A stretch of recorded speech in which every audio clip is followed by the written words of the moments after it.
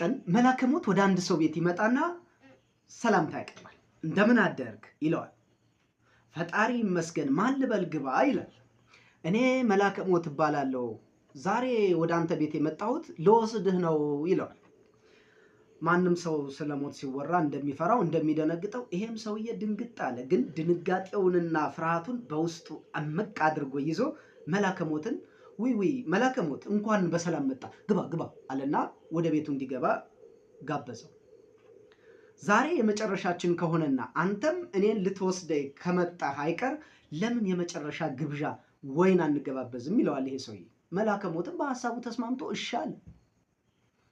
ሰውየው ታዲያ ተነሳና ወይን ለመቅዳት መልአከ ሞት የሚጠጣበት ዋንጫ ውስጥ የእንቅልፍ ኪኒን ይጨምርና ከወይኑ ጋር አብሮ ይሰጠዋል።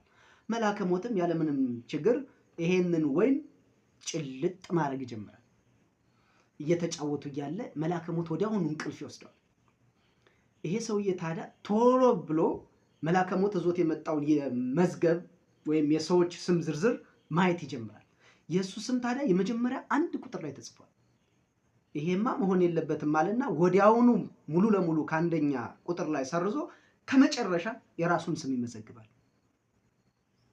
ጊዜው ሄደ። መልአከ ሞትም ከእንቅልፉ ነቅ። ማለፊያ ወይን ነው የጋበዝከኝ፣ በጣም ነው የማመሰግነው። በእውነቱ እኔ ውለታ አልረሳም። ይሄንን የማረጋግጥልህ ደግሞ ከአንደኛው ጀምር የነበረውን አሁን ከመጨረሻው ጀምርና ወደ ላይ እመጣለሁ፣ ውለታህን በዚህ ከፍልልሃለሁ አለው። መልአከ ሞት ይባላል። ይህም ሰውዬ ስሙን ሰርዞ ከታች ስለጻፈው አልቀረለትም። አንዳንዴ ከነገሮች ለመሸሽ የምናደርገው ብዙ ውጣ ውረድ ወደ ጣፈንታችን እያቀረበን ራሳችንም ወደ መጥፊያ ሊያቀርበን ይችላል ለማለት ያክል ነው።